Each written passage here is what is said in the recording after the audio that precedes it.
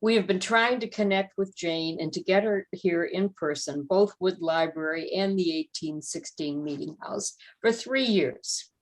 And it's finally happening, not the way we really wanted it to, which would be live. But at this point, we're happy to see you, Jane. And let's hope everything goes well. I just want to assure you that if you have trouble today getting on or watching for some reason, or you missed it, this event is being recorded and is going to be up on our website. It won't be up there tonight or tomorrow, but soon, and we will let you know. And I think probably, I'm not sure, I won't speak for Wood. It may be available later through Wood also, but certainly with the 1816 Meeting House. And Alexis, let me join Alexis in saying thanks to Humanities New York for providing support for this and our whole series. This is the 5th of 5 programs on the series on the struggle for suffrage, politics, and race.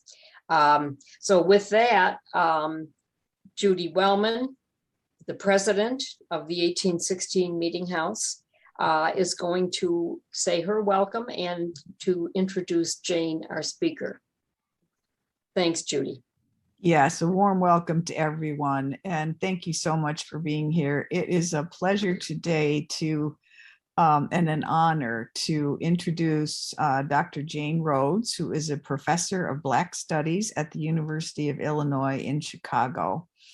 And she specializes in the study of mass media with a special focus on the way that African-American communities have used media, newspapers, books, film, electronic media, as modes of resistance and modes of empowerment.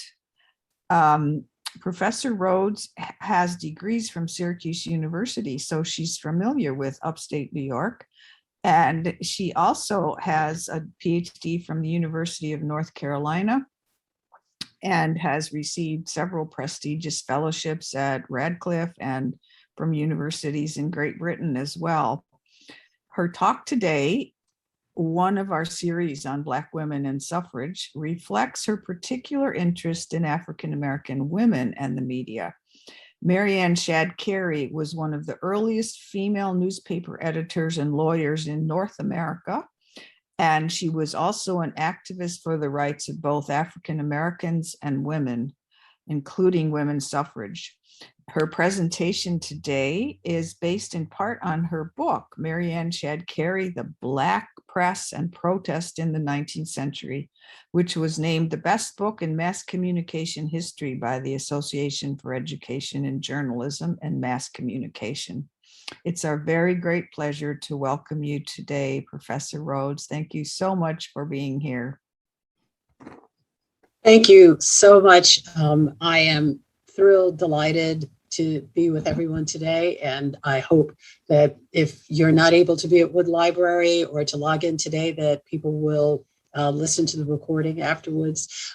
As Kathy Hendricks said, this has been many years trying to pull this together. A few things like the pandemic in particular got in the way, but I've always been enthusiastic about meeting with the membership of the Quaker Meeting House and all of the people who are interested in history there in the Rochester and Canandaigua area. So yes, I am spent a lot of my life in upstate New York, many years in Syracuse, both as a student, but also as a newspaper reporter. For those of you who remember afternoon papers, I was a reporter at the Syracuse Herald Journal, which no longer exists. And then I moved to Rochester, and I was a reporter for a short time at the Rochester Times-Union, which also doesn't exist anymore. And we might talk about the world of newspapers later on, but that's what brought me to my interest in Shadd Cary. When I went back to graduate school, I was very interested in studying the history of African-American women journalists. And this was in the late 80s and the early 1990s.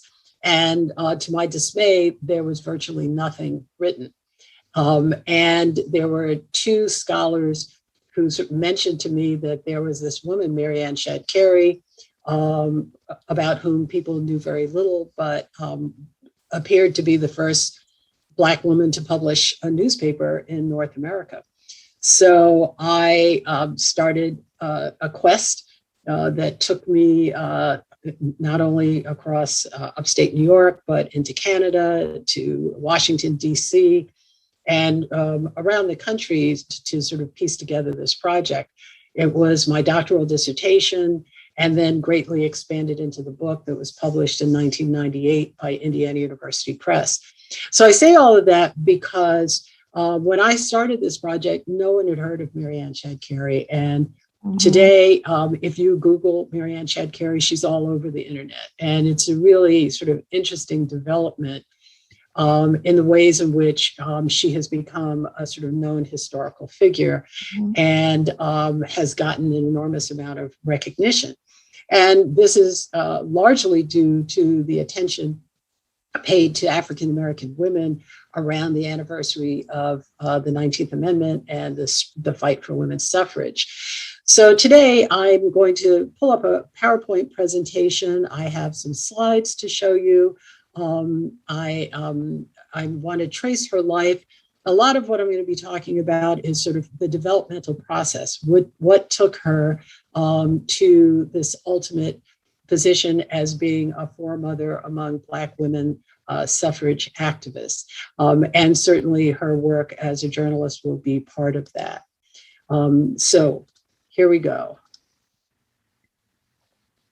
Hopefully everybody can see that.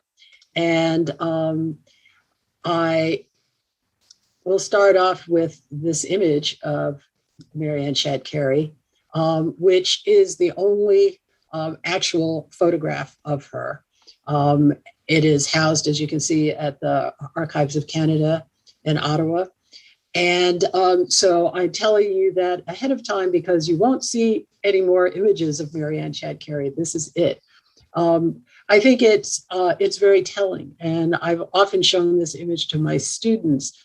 And I ask them to sort of tell me what they see in this image. We think she was in her early 30s when this photograph was taken. It appears that this might have been sort of the precursor to a passport photograph of some sort. But what is clear is that she was fair-skinned. She was part of a mixed-race family, which I'll talk about in a moment. She was well-dressed. She was very much a part of the sort of 19th century culture of propriety and respectability among women. We can sort of estimate from her class, perhaps sort of a middle class, and also that she was an incredibly attractive woman. And so all of these things, I think we want to hold with us as we hear the story of Shadd Cary, because, we can't really see her, but she's in all of this. So key notes: she was born in the month we are now, in October 1823, in Wilmington, Delaware. Her family were freeborn African Americans. And this was a very important factor because they were free Blacks, what they were termed mulattoes or mixed race family, right on the border of slavery. And so she grew up in an area where she could have seen slaves, may have even encountered slaves, although they existed in this free state. She was the eldest of 12 children. And I surmise in my book that probably had something to do with her desire to sort of launch out into the world. And perhaps important for audience today, she was educated by Quakers. Okay, and had it not been for the fact that Quakers particularly in Pennsylvania, were quite active in educating Black children, she probably never would have become the person that she did become. She comes from an abolitionist family, and that's also a really critical element of the Shadd Cary's story. Her genealogy is And you can see this is a handwritten genealogy that was done by one of her descendants, which I found in an archive in Western Canada. And I know it's difficult to read this, and you don't really need to read it, but it gives you some sense of the family heritage. The family's original name was Shadd, not Shadd, and it was German. And the progenitor of Marianne's family was a German mercenary soldier who came to North America during the period of the Revolutionary War. He was wounded. He met a Black woman named Elizabeth Jackson, who cared for him and healed him from his wounds, and they eventually married. And they began then this family that had mixed heritage. And there were multiple generations of the family. And Marianne's father, Abraham Doris Shadd, is here. And this is one of the only existing photographs of Abraham Shadd. But he's a really important figure. As often happens in women's history, this is something that Judith Wellman certainly knows a great deal about. Women are invisible. There's few documents, there's few sort of formal archives. So we know very little about Marianne's mother, but we do know that her father was a very influential and powerful abolitionist. He attended many of the meetings of abolitionist societies. He participated actively in the Underground Railroad in harboring fugitive slaves and shepherding them to freedom. He was outspoken in his denunciation of the barbarity of slavery. And he was also a merchant. So one of the things about the Shadd family is that they were merchants. They lived comfortable lives, if not constrained lives, given that they were Black or considered colored or Negro. But they could have simply pursued their relatively privileged lives. But they were all staunch activists willing to die for the cause of the liberation of slaves. And that fervor from her father, I assume from her mother, from the rest of her family, is something that very much was instilled in Marianne's life and in her consciousness. Her father was part of what we call the colored conventions movement. And this is a movement that many people don't know about, but free Black Americans starting in the 1830s began to meet in conventions. And so people don't talk very much about free Blacks except for some of the famous people like Frederick Douglass. But there were small and very influential, very powerful communities of free Blacks all over the North, outside of any of the slave states. And that might have included, that did include upstate New York. There were colored conventions in Buffalo, for example, as well as this very first meeting in Philadelphia. And there is a cover for the proceedings of the meeting. It was held at the Bethel African Methodist Episcopal Church in Philadelphia, which is a foundational setting in African American history. And Abraham Doris Shadd attended this meeting and participated in a very important discussion that free Blacks were having. And here's a quote from the constitution of that meeting. They argued that they were getting together as a society of free persons of color. Their goal was to improve their condition. They wanted to purchase land and promote the establishment of a settlement in Canada where fugitive slaves could go and be free. And so since 1830, when Marianne was only 7 years old, in her home, in her community, there was an ongoing conversation about the possibilities for freedom, not only for slaves, those that were escaped and fugitives, but also for freeborn African Americans who suffered all kinds of forms of degradation and discrimination. Among them, the fact that there was no schools, schooling opportunities for their children, and as well as the constant threat of racial violence. So one of the things that we know is that this project, this political project of looking north to Canada and thinking about alternative opportunities for African Americans was introduced to Mary Ann quite early in her life.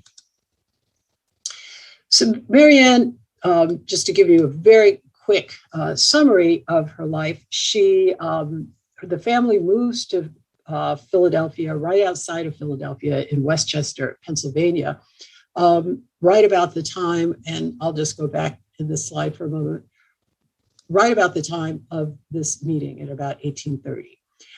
It is in Westchester where she's able to become educated by the Quakers, and she gets what they called a normal school education.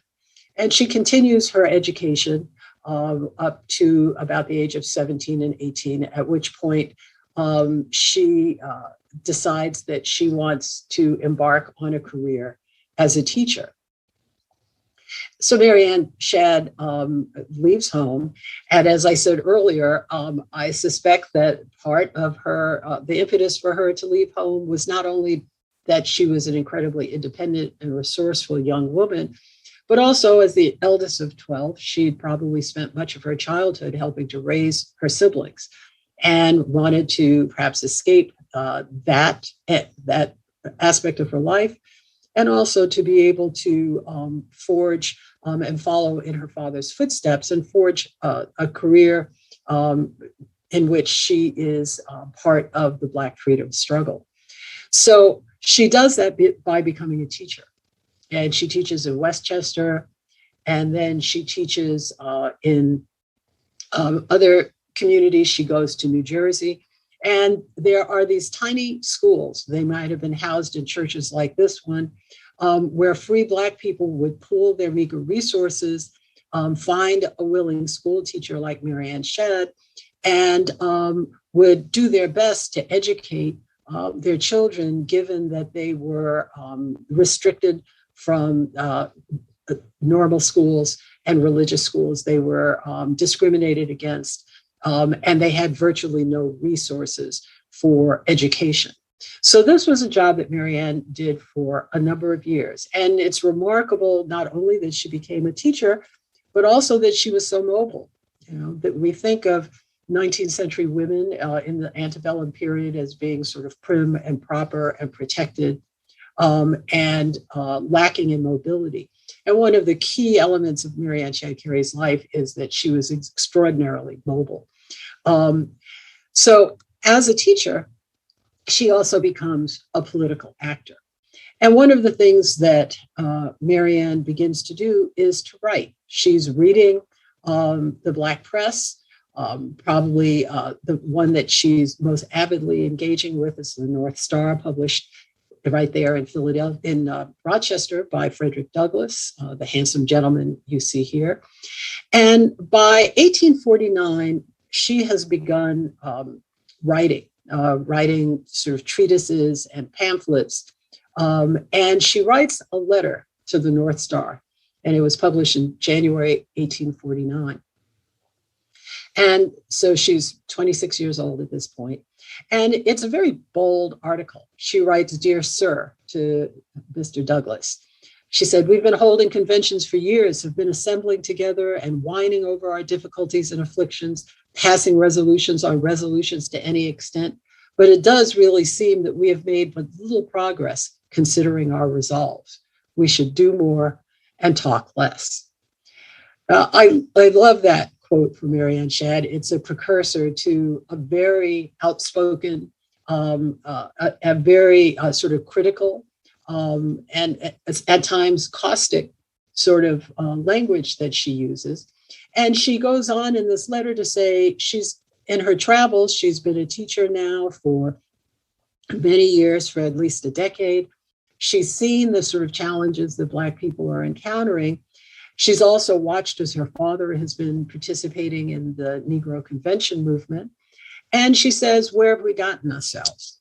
Things are worse, if not better, for both in terms of slaves and in terms of the free Black condition. This is a period when we're seeing increasing numbers of what are called Black codes and laws that are constraining the lives of African Americans. And so, Marianne is really calling out, as we would say in today's vernacular, she was calling out the leadership, the Black male leadership, and saying, what can you do? So one of the things that I wanted to highlight for you is her movement and mobility. She's born and raised in Delaware. She then goes to Philadelphia, outside of Philadelphia in Westchester. She will wind up in Washington, D.C. Towards the end of her life. She moves to Detroit, Michigan. These are just the places within the U.S. where she lives. She also, not on this map, is New Jersey, which is here. And then, of course, we know that she will end up in Canada.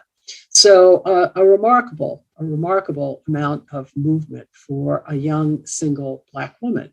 Now, remember also that she's become of the age when there's an expectation of marriage, of children, of a kind of respectable life. And clearly she has defied those expectations. So shortly after she writes that note to Frederick Douglass's newspaper, she also publishes a little pamphlet called Hints to the Colored People of the North. And so you can see this sort of didactic nature of Marianne Shadd. She's been a teacher. She wants to teach. She wants to tell. She wants to assert her knowledge. And we have not been able to find an actual copy of this pamphlet, but it was excerpted also in Frederick Douglass's North Star. And just some of the quotes from it, one of the most powerful perhaps is that she states, starting off, that my destiny is that of my people. So she has devoted her life to social justice, to abolition, and to women's rights. She has devoted her life to improving the lives of Black people. And she argues that she's been around now. She has some authority, even though she's young, even though she's a single unmarried woman. And part of what she's doing throughout these arguments is to say, I know you don't want to listen to me. I know you don't think I have any authority or power, but in fact I do. And then this final sentence here, she continues to be critical. In the last excerpt, she's criticizing the endless meetings that do nothing. She's also very critical of urban Blacks in particular who are spending money on clothes and luxuries instead of focusing on, as she said, on they're concerned with what's outside of their heads rather than on what the inside needs. So again, she wants people to read. She wants people to become informed. She wants people to become knowledgeable. And she says it quite boldly. So a turning point for Marianne, as well as many, many free Blacks, was passage of the Fugitive Slave Act that was part of the Compromise of 1850. So just a year after she's published all of these sort of incendiary comments, the federal government has passed a law that puts free Blacks as well as fugitive slaves at even greater risk. And among the elements of this law is that fugitive slaves can be pursued north, that they have no rights in a court of law to defend themselves, and that with really minimal, if any, evidence, you can actually be captured and taken back into slavery. And we know that what this did was unleashed an entire system of slave catchers and bounty hunters. And it was terrifying for individuals like Frederick Douglass, for example, who was an escaped slave, and for many, many others. And so what we begin to see is this catalyst for a Black immigration movement. The conventions had been talking about this, and there had been a steady trickle of Black people going to Canada throughout the antebellum period, but it really takes off and speeds up in 1850. There's a convention in Toronto at this time, and Marianne attends this convention. And what she finds out is that there are settlements all across, and the colored parts of the map here show what was called Canada West at that time. It's now Ontario Province. But if you look at the parts of all along here, there are settlements, Black communities. The Canadian government is also often providing land for fugitive slaves. It's politically useful for Canada to see itself as welcoming and harboring fugitive slaves. Here's a family here of escaped slaves who settle in Canada. And here is a flyer of a public meeting held in the town of Chatham to discuss the creation of a township that would be specifically for Black people. So as the bounty hunters are on the heels of Black people in the North, many are fleeing to Canada. And Marianne Shadd joins that movement, and with the idea that she can really assist the fugitive slaves who have settled there. So she goes to Canada. She becomes a school teacher there. She's able to translate her teaching skills to Canada West. This is another family in front of a home somewhere in Canada West of the time. And here's an image, a rendering of a community, a village. So one of the things that the political element of the immigration movement is that whereas in the United States, the rhetoric of Blackness is that Black people are not competent to govern themselves, that they are uncivilized, that they don't have the character and the intellectual ability to function as citizens, Canada has made a lie of that narrative and of that racial mythology. In Canada, you have communities, thriving communities. People are building businesses. They're bringing all of their families there. And so we see a very political underpinning in the building of these fugitive communities in Canada. And Marianne is very much a part of that process. In March 1853, after experiencing lots of pushback from men in this immigration movement, she starts her own newspaper. And this becomes her great claim to fame, where she founds the Provincial Freeman. She starts the newspaper in Toronto. And in the very first issues of the Provincial Freeman, which you see here, she's nervous about being visible as a woman editor. This was unprecedented. Women did not do this. They did not take on these kinds of public roles. It was not viewed that women had the intellect or the temperament to take on a role like this. But she saw a great need. There needed to be a newspaper that was communicating across the border. So her audience was both the Black communities in Canada, but also Blacks in the US who wanted to know what was happening in Canada. And so she started this newspaper, and in the early issues, Samuel Ringgold Ward, who's here in this photograph, was listed as the editor. And so one of the reasons why Marianne Shadd was not in the history books until I started working on my dissertation is that people assumed Samuel Ringgold Ward was the editor of the Provincial Freeman. And it wasn't until I began to dig that I found out that, in fact, it was a ruse, that he was a friend of Marianne Shadd's. He decided that this was something that he wanted to do to support her abolitionist efforts. He was also a very important and influential abolitionist. And he said, sure, use my name. And the reason why I found this out is because on the day that the newspaper was launched, he was on a boat on his way to England for anti-slavery lectures. Isaac Shadd was Marianne's younger brother. And eventually, most of the Shadd family followed Marianne and traveled to Canada and became a very influential and established Black family in Canada. Isaac came and assisted Marianne in editing the newspaper. So a year after she started the paper, she uttered this very important claim to women in particular. She said, to colored women, we have broken the editorial ice, whether willingly or not, for your class in America. She knew that she was a groundbreaker, an icebreaker, that she had done something that no other colored woman had done before. She ran into a lot of questioning and opposition when she tried to get women in Toronto's Black community to work with her and to support her. They rebuffed her because what she was doing seemed improper. It was not fitting work for a woman. She was in this sort of tough, politically infested world of publishing, and that wasn't women's proper place.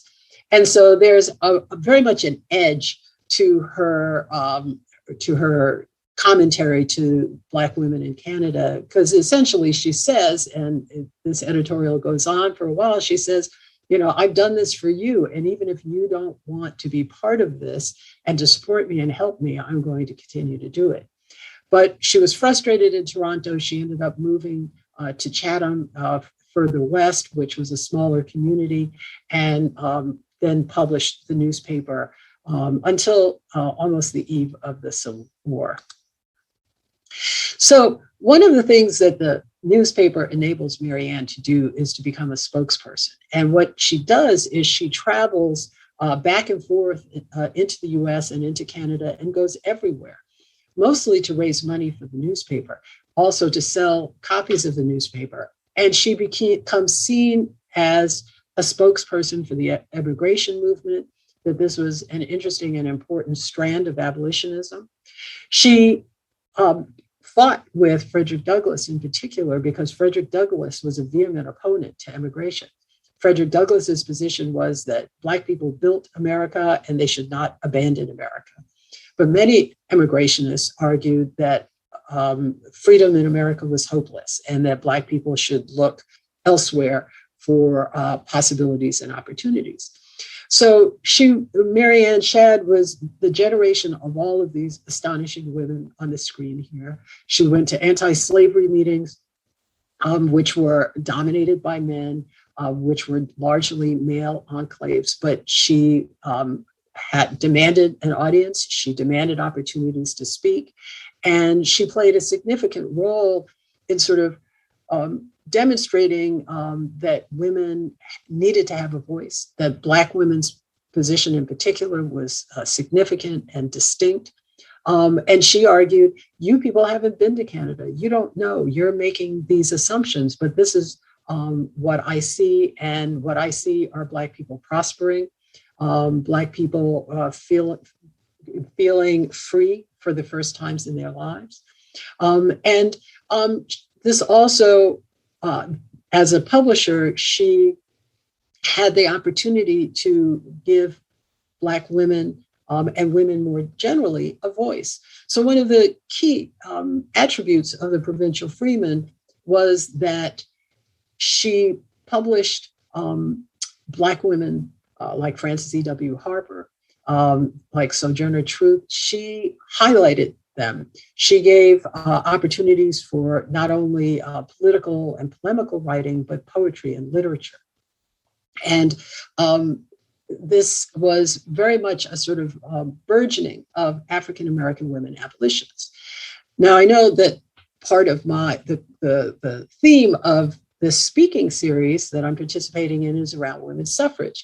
And one of the things to recognize is that for African-American women, abolition and women's rights were inextricably linked, right? That all of these women talked about gender rights and slave rights and the abolition of slavery in the same breath. That they saw these two liberatory movements as being deeply connected. That they were frustrated, they were angry by the fact that that Black men were often patriarchal. In the abolitionist movement, they asserted their rights to be leaders and to claim the speaker's mantle. But these women said, you must listen to Black women, that we matter, even if women don't matter as citizens. And that we are going to write, and we are going to speak, and we are going to organize, and we are going to advocate. And we cannot be stopped. So taking a quick leap so that we can have some time for questions and answers, Marianne stays in Canada until the Civil War. And then the one thing that many immigration advocates never imagined would happen did, that the Civil War occurs, that there is a vital, mighty blow to the institution of slavery. And so, like many of the immigrants to Canada, Marianne comes back to the US. She actually was a recruiter for the Union Army. She traveled around getting Black men to sign up for the Union Army. And after the war, she settled in Detroit. So right on the other side of the Detroit River from Windsor, Ontario, where there was a large Black community. And she, for several years, she lived in Detroit to keep her ties, because remember, her family was all in Canada now. And she had married a gentleman named Thomas Cary. She had 2 children. And so moving to Detroit was coming back home, but was still sort of keeping one foot in Canada. In Detroit, she returned to teaching, and she entered into other political and activist enterprises. One was around workers' rights. This was a burgeoning movement. Another one, the Colored National Labor Union, that advocated for Black people to be able to negotiate contracts, to get employment, to be able to get access to skilled trades and so forth. And she became chair of a committee on female suffrage. So this is one of the first times Marianne has sort of explicitly and overtly inserted herself into the suffrage battle. And she wrote, Black women must learn trades to engage in whatever pursuits women of the most highly favored classes now pursue, and to enlarge their sphere and influence of labor. And her view was, I did it when no one thought it was proper. I became mobile. I was a teacher. I started a newspaper. And women have to do this, but their families, their husbands and fathers, and the state all have to recognize that women have the right to become educated and to pursue any sphere in which they want. So by 1869, she's moved. This is her final move of the mobile Ms. Shadd Cary. She's moved to Washington, D.C. And there again, she now very experienced and seasoned teacher, becomes a teacher and then a principal at 2 different schools. The one on the left without the label, it was called Lincoln School. And then the one in the center was John F. Cook's School. And she worked at these institutions on and off. She was always a teacher. She was always sort of focused on pedagogy and teaching Black people. But this was also a way for her to earn a living. She now had 2 children whom she brought to Washington, D.C. Her husband tragically died. And so she was their sole support. And so she had to work. But really what Marianne's dream was to go to law school. And she enrolled in law school at Howard University in 1869. And so this was the very first year of Howard University's law school's class. So she was in the entering class of that institution. And this photograph on the right is a very famous photograph of the opening of Howard University Law School just 2 years earlier in 1867. And you see sort of Black people from all walks of life surrounding the famous main building there on the quad. So Marianne Shadd is in her 40s with 2 children and a lifetime of experience, but she's not done yet. She wants to become an attorney. And she sees becoming a lawyer as being the climax of her advocacy work. This is how she's really going to fight for justice in the courts, assisting Black people with all of the sort of legal challenges wrought even in this era of freedom and Reconstruction. And she starts writing again.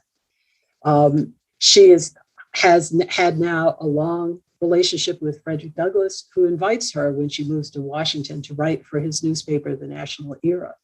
And so she writes regular columns for The National Era. She travels into the Deep South and writes reports about what it was like in Reconstruction era South. She focused particularly on the experiences of Black women in the South. And she began attending meetings of the National Women's Suffrage Association and writes reports. And one of the things that she's doing in Frederick Douglass's newspaper is to sort of report to Black readers, to Black men in particular, that there is this organization that are pushing for suffrage, that now that the 14th Amendment has been passed and that Black men have the right of suffrage, that Black women need to be in the forefront of the larger women's suffrage movement. And so she is very invested in sort of being the messenger about the suffrage struggle to Black readers. She also contributes to William Still's important volume on the history of the Underground Railroad. But perhaps the actions that most typify her involvement in women's suffrage and women's rights are two. One, that in April 1871, she actually attempts to register to vote in Washington, D.C. And this was a strategy that women's suffrage advocates were doing all over the country. Because there were some municipalities that actually allowed women the right to vote, even though it wasn't a federal right. And so she and a group of women presented proof of citizenship and residency to the Board of Registration at City Hall. And there you can see the City Hall there on your left. Two Black men were on that Board of Registration. And so my sense is that she was hoping or expected perhaps that since these two men knew her, that they might accept her application to vote. 5 days later, she found out that they had denied her request. And she even went to a notary and recorded it in a statement claiming that the board had wrongfully obstructed her legal right to vote pursuant to the Act of Congress. And one of the key arguments for suffragists was that there's nothing in the Constitution that specifies gender in ways that would obstruct them from the legal right to vote. And so she made this claim, unsuccessful claim, but part of a much larger movement. And I think on the next page, I actually have, she wrote an article, an essay about this. It was called A First Vote Almost. And her quote was, "It was a virtual admission of the revocable claim that there is nothing in those amendments by which the people should be bound." So one of the things that she's talking about is Reconstruction, that white supremacists in the South, rebels, former Confederates, are arguing that the 13th, 14th, and 15th Amendments really should not bind life in America and should not control the law, and that they aren't actually relevant. And so she said that by denying women the right to vote, it helps to underscore the claim that Confederates are using to nullify the Civil War amendments. One other activity that she was involved in 1880, she started a group called the Colored Women's Progressive Association. And this is a document that she wrote. It was sort of a constitution. And it may be difficult for you to read it, but it says, among other things, that we seek to obtain the ballot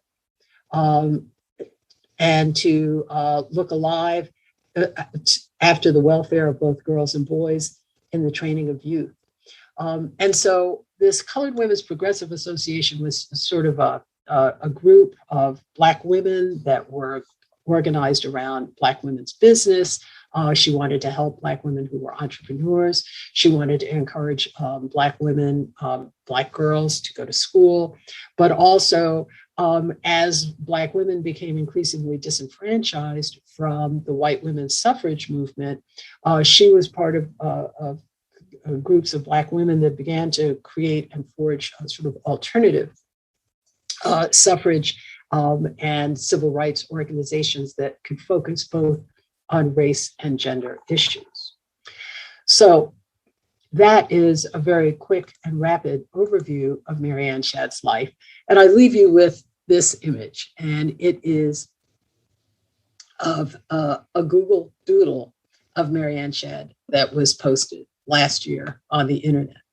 And I find it sort of both heartening and ironic that she has moved from being someone denied the chance to vote, who struggled for a voice, who had to override the objections of many men, both in her community and more broadly, but who was unfailing in her quest, that now she has become something of a celebrity who gets celebrated by the largest tech firm in the world, and and to have a long-lasting legacy on the internet.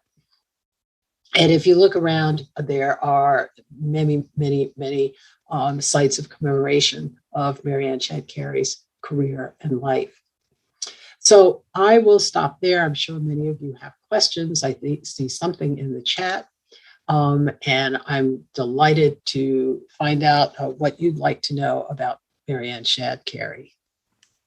I was muted. I was saying, thank you so much. That was really wonderful.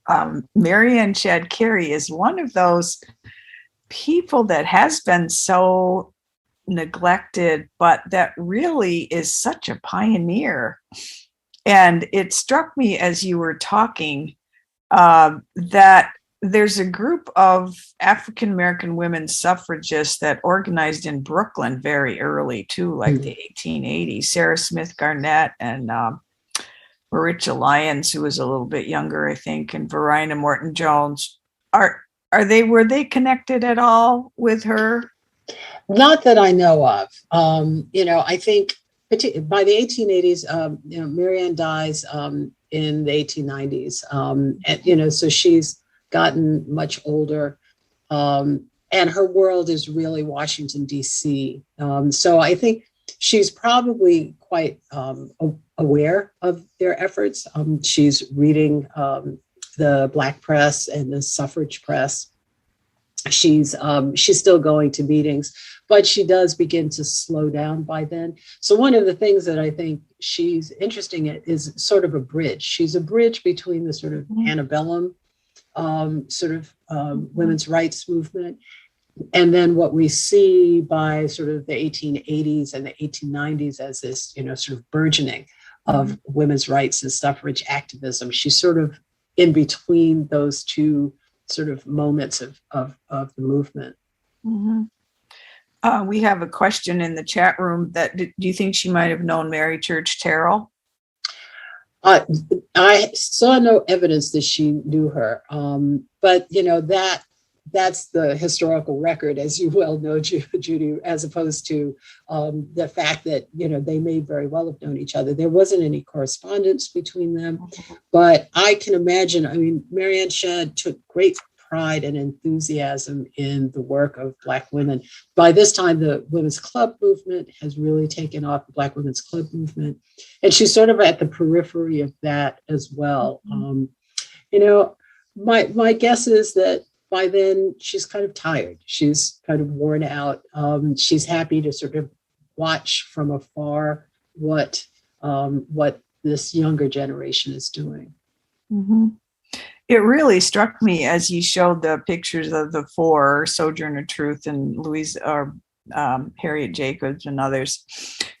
Three of the four were really part of that group that was affiliated with Stanton and Anthony and the National. And the other one, Frances E.W. Harper, which we had a talk on a couple weeks ago, I think, affiliated originally with the American Woman Suffrage Association. And the first three were more connected to these Quakers. I mean, both Sojourner Truth and Harriet Jacobs were Rochester area. And Yeah.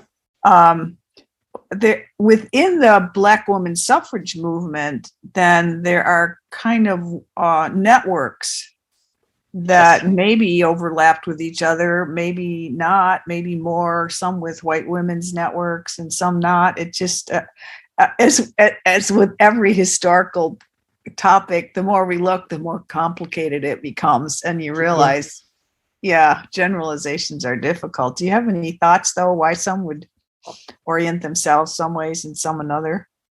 Yeah, I mean, I suspect, but I think you're absolutely right. Part of we want to sort of put people into neat boxes in terms of organizations and affiliations and action. And actually, this is a period in which women writ large are searching and trying to, land on some strategies and organizational structures that are going to move the movement along. Black women are, this is a period in which Black women are incredibly frustrated because, sort of patriarchal norms of Black communities are sort of keeping them back in many regards. And so they find a voice and a mission in the suffrage movement. But with Mary Ann Shadd, a lot of it could be opportunity. The NWSA was meeting often in Washington, D.C., that Anthony and Stanton were often there giving speeches and so forth. And so she took advantage of that. She attended many of the conventions. She was on committees of the National Women's Suffrage Association.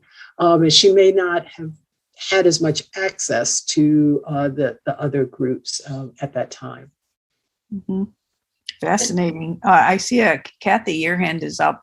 But before we get to the questions from the participants, which we must do, but I just am a little curious, even though we're all talking about women's rights, Mr. Cary, can you tell us a little bit about him?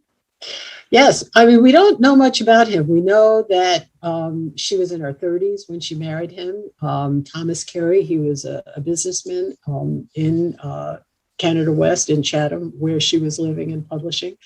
And, clearly, unlike most of the men around her, he must not have been terribly intimidated by her. And they developed a sort of friendship, had a companionable marriage. She had 2 children. And it's quite tragic because he's very much in the background. She's the political actor, not him. But he dies of some, mysterious illness which was probably not unusual during this period. So they were only married and together for, I think, 4 or 5 years before he dies. He does have an extended family, so she remains connected to his brother and some others. But that really means, most of her life she's been on her own. Okay, thanks. And then Judy, do you want to get back to the questions? Yes, we have some questions coming in the chat too. One of them is about passing this on to the next generation. How do we get these kinds of things into textbooks in schools for kids to know about? I think it's critical. We need to support and inspire people who want to write. Everything from comic books to textbooks for kids. I think it needs to be in the curriculum. Curriculums are political animal and usually go through school boards and then state bureaus. I think having, elevating her visibility in other places then means that more people recognize her story as being something worth telling. And that's unfortunate because you shouldn't have to have plaques and monuments in your name in order to be part of history. But that's really the way I think that political process works. Having journalists write articles so that it appears elsewhere in the public sphere, I think things get into textbooks after they've circulated quite a bit. So Good point. the more we talk about the topic, the more it's likely to catch the attention of people who are writing textbooks. But Mary Ann Shadd now is part of lots of archival projects.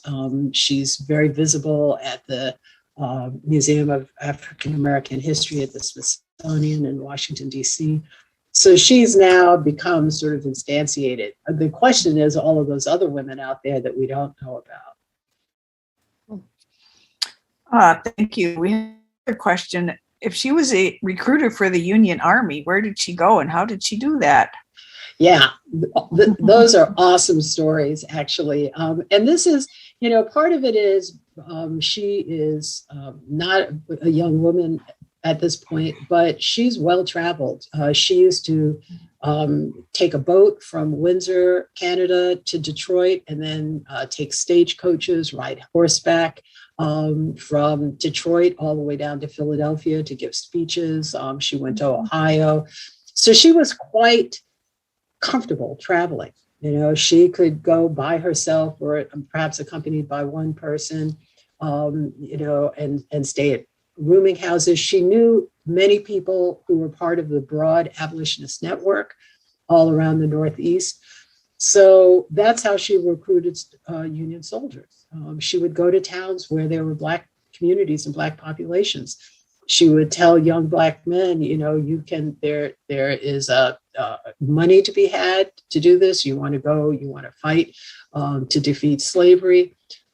She had an official appointment from the Union Army to recruit troops. Wow. And she was seen, by that time, she was old enough that she seemed like if not a grandmother, certainly a kind of maternal figure, right? So she wasn't, the Army probably saw her as being really useful and strategic in that regard. She could perhaps talk to these young men in ways that others might not have been able to. Wow. Yeah. One final question. I know you're working on a new edition of this and also on other projects. Do you want to talk a bit about where you're going in your own research? Sure thing. One of the things for me that's most exciting is, this book was published some 20 years ago, it was completed 20 years ago. The fact that there's this new life of Mary Ann Shadd has also meant a whole new generation of scholarship. So there are a lot of young scholars and doctoral students out there that are doing work on her. There are a number of sort of Afro-Canadian scholars that are doing work on her. So the new edition of the book is going to sort of take stock of the new scholarship. What we know, what lots of people have learned since the publication of my book, and also the archival sources. When I did my dissertation and wrote this book, I had to look at microfilm of the Provincial Freeman. And I had to travel to many, many archives to just find scraps of material. Now, a large amount of that is digitized. So, and there are a number of projects. There's a whole group at the University of Pennsylvania that are, it's called the Women Organizing Archive. That's part of a larger Black digital studies project. And they are going to digitize all of Mary Ann Shadd Cary's papers. Wow. and make those available. So, one of the things that has happened is this kind of explosion, and the digital world has made that possible. So I'm excited to see all of this new work emerging, and to see the ways that people can continue to do research in this area. I see another question popped up. Yes, about the colored women's club movements. Do you want to talk a bit about her connection with that? Yes, I mean the Colored Women's Progressive Association was sort of a mini version, if you will, of the club movement. What you can see from just my quick story is that Marianne moved in and out of lots of organizations. I don't think, quite frankly, she was a club woman in the classic sense, right? Mm-hmm. If we look at the Black Women's Club movement, they were not only of a certain class, but these were the sort of elite, respectable, sort of old settler Black women in the communities, and they did the fundraising.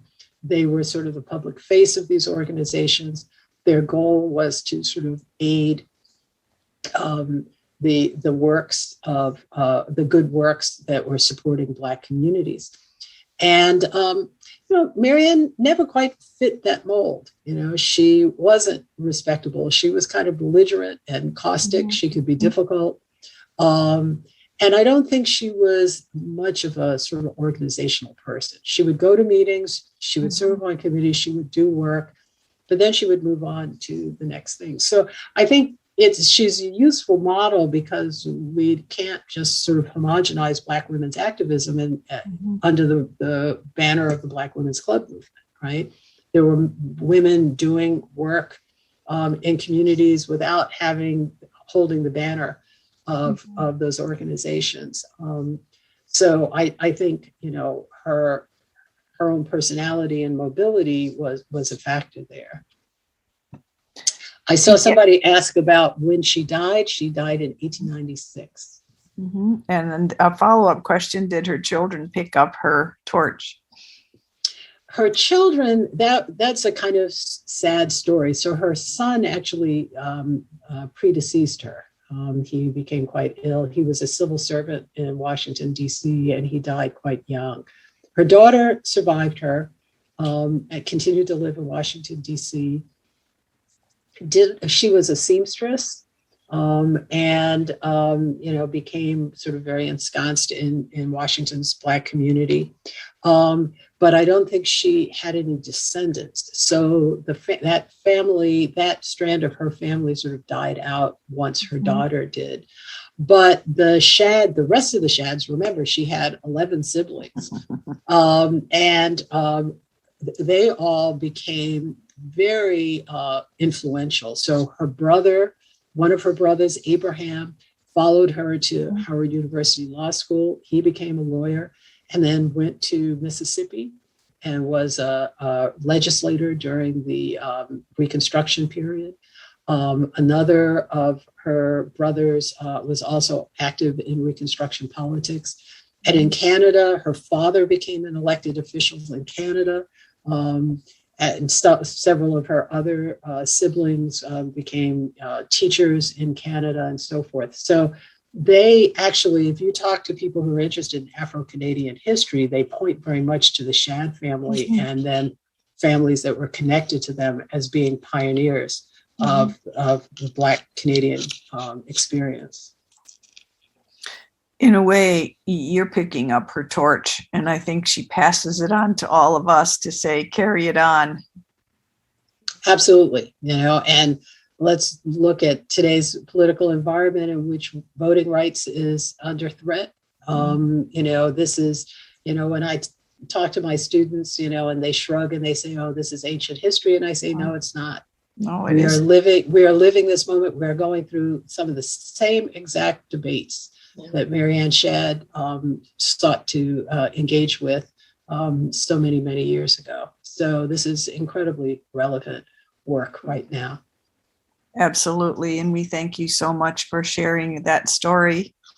I'm going to pass it on to Kathy for one reminder after thanking you profoundly. We're so grateful you can finally be here after. I'm delighted that I could make it. We could do this, and I hope we'll have other opportunities to connect. Okay. Can people hear me? Yes. Yeah, okay, good. It was worth the wait, Jane, but you still have to come in person. Somehow or other, that has to happen. Really, it was terrific. I just wanted to tell you all about, first of all, stay tuned. We will have this on our website at some point in the near future for those of you who missed it or want to catch it again. And also, when I saw your picture of Frances Harper, that was the other one I was trying to think of the videos that we already have of our programs this season. Marsha Robinson from Syracuse University did a great presentation on Frances Harper, and we have that video on our website also. I wanted to tell you all just about, we have one more event coming up this season. It is not part of our suffrage series, but it's a really special event at Ganondigan, which will happen the weekend of, God, why did I, no, October 23rd. If somebody knows, correct me. I should have remembered that. It's November 13th. Okay, November 13th. That sounds more like it. And Michelle Shenandoah of the Wolf Clan, I believe, in Onondaga, is coming to Ganondigan to talk about rematriation, which is a fascinating concept of Haudenosaunee women taking back some of the land and putting it to very good and inventive purposes. That's a grant that we have from the Indian Affairs Committee of New York Yearly Meeting that helps us be able to do that. And that will be a live event and close out our season. And hopefully everybody can join us there. And with that, I think Alexis will see us out the door, so to speak. So tell us what next, Alexis. And thanks again for doing this. Sure. I just want to thank everyone for being here today. And thank you, Jane, Kathy, and Judith for doing the questions, and Jane for you, the wonderful presentation today. And I hope everyone can make it out to the event that Kathy announced on November 13th. And everyone have a wonderful weekend.